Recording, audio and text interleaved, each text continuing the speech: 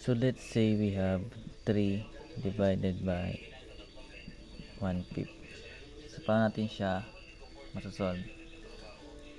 So sabi natin, kapag may whole number, lalagyan siya ng denominator na 1.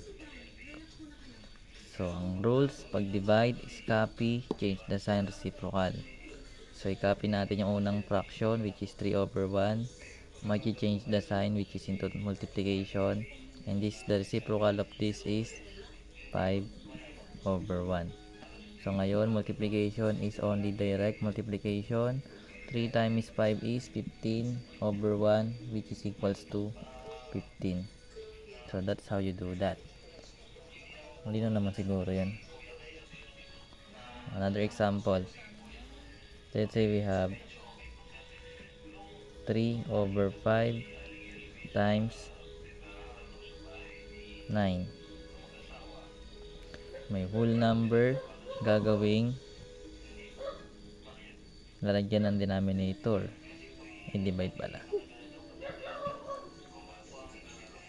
So ang rules natin, para mas madali siyang makuha, copy, change the sign, reciprocal. I-copy yung unang fraction, multiply ang magiging sign, then ang reciprocal nito is 1/9. So magkakaroon tayo ng 3 times 1 which is 3, and 5 times 9 is 45.